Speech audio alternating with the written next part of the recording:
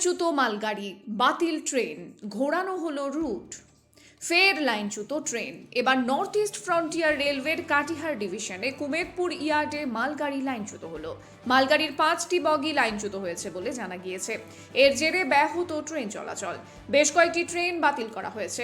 ঘুরিয়ে দেওয়া হয়েছে অনেকগুলি ট্রেনের গতিপথ। বালুরঘাট শিলিগুড়ি জংশন এবং Malda town new Jalpaiguri express বাতিল হয়েছে।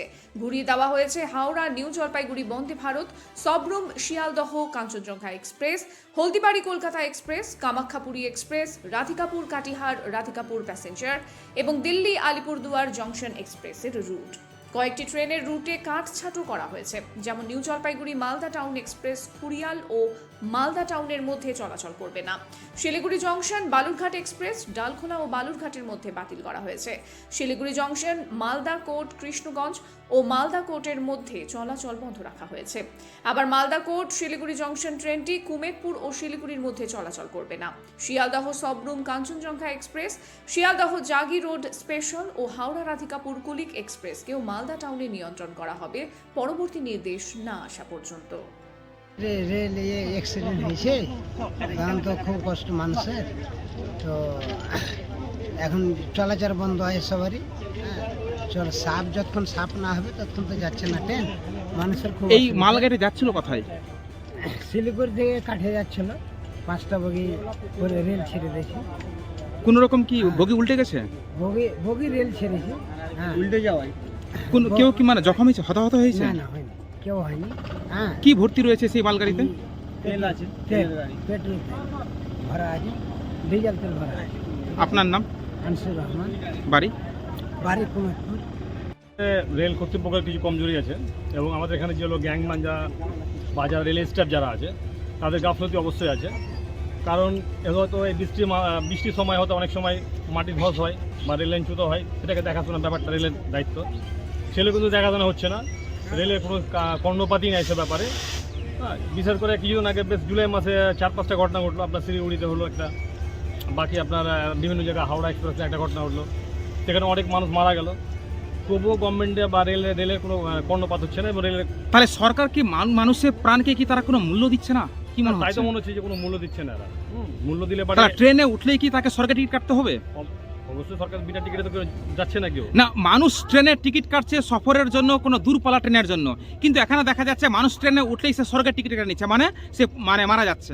অবশ্যই। কি বলবেন এটাকে নিয়ে? এটা নিয়ে কি বলে, এখানে তো ওই তো একটাই কথা যে এখানে দায়িত্বহীন রেল। এবং কেন্দ্র সরকারের কিছু আছে, গাফলতি আছে, রেলের প্রতি কোনো নজর নেই। দেখেন কিছুদিন আগে থেকে রেল বিভিন্ন ধরনের প্রাইভেট সংস্থার হাতে যাচ্ছে, কিন্তু রেল গভর্নমেন্ট সঠিকভাবে সেটা ইউটিলাইজ করছে না এবং মানুষের সাথে এটাকে ছেলেমেলে খেলা হচ্ছে, মানুষের জীবনে খেলা হচ্ছে। আপনার নাম? আমার নাম মোহাম্মদ তারিক আনোয়ার, আমি বর্তমানে এখন ভাইস প্রেসিডেন্ট মালদা ডিস্ট্রিক্টের মাইনরিটি সেলের টিএমসি পার্টি। বাহ, দেখলাম সকালে এসে দেখছি যে 4টা-5টা বগি মানে লাইনচ্যুত হয়ে গেছে এবং রাস্তায় আমাদের যে সড়কগুলো আছে ওগুলোতে অনেক যাত্রীবাহীগুলো মানে হেঁটে হেঁটে নিজের জায়গায় যাচ্ছে। অনেক মানে ক্লান্ত দেখছি তাদেরকে। জিজ্ঞাসা করলাম তো বলছে এরকম মানে যাও বাড়ি যাওয়ার রাস্তা নেই, অনেক সব হেঁটে হেঁটে যাচ্ছে, অনেক গেল সব। কটা বগি কাকা লাইনচ্যুত হয়েছে? এখন লাইনচ্যুত বর্তমানে যা দেখছি আমি 2টো বগি অলরেডি লাইনচ্যুত হয়ে আছে।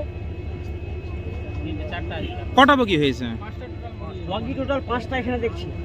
আমরা তো উপরে এই যে একের পর এক যাত্রী ট্রেন থেকে এখন মালগাড়ি দুর্ঘটনার শিকার হচ্ছে, এটাকে নিয়ে কি জানাবেন, কি বলবেন প্রশাসনকে, কাকে দায়ী করবেন এই জিনিস? এখানে আমি যা দেখলাম মানে মাস কয়েকের মধ্যে প্রায় অনেক জায়গাতে 4-5টা জায়গায় মারাত্মকভাবে অ্যাক্সিডেন্ট হয়েছে, সেখানে অনেক প্রাণহানিও হয়েছে এবং এখানে একটা হলো আজকে বর্তমানে। এখানেও মানে একটা এই যে প্যাসেঞ্জার হচ্ছে না, কিন্তু এখানে মানে ডিজেল গাড়ি হয়েছে, এটাই বড় মানে এই ব্যাপার। কিন্তু এখানে সরকার আগে যেগুলো হতো, সকালে দেখতাম রাত্রে দেখতাম ওই যে ট্রেনে আপনার এই যে লাল পোশাক করে মানে আপনার এইগুলো রেলগুলো নিয়ে ঘুরতো, সকাল সন্ধ্যা ঘুরতো, এখন ওগুলো আর দেখতে পাচ্ছি না। তো এখানে সরাসরি অভিযোগ উঠছে রেলের সুরক্ষার অভাবের জন্যই এই দুর্ঘটনা। হ্যাঁ, রেলের সুরক্ষার জন্য এই দুর্ঘটনা ঘটছে। যদি এটা যাত্রীবাহী ট্রেন থাকতো তাহলে হতাহত হতো? হ্যাঁ, অনেক হতো, অত হতো তার সীমা ছিল না, প্রচুর হতো। আপনার নাম? ইকবাল হোসেন। বাড়ি? বাড়ি তোরতাল গ্রাম।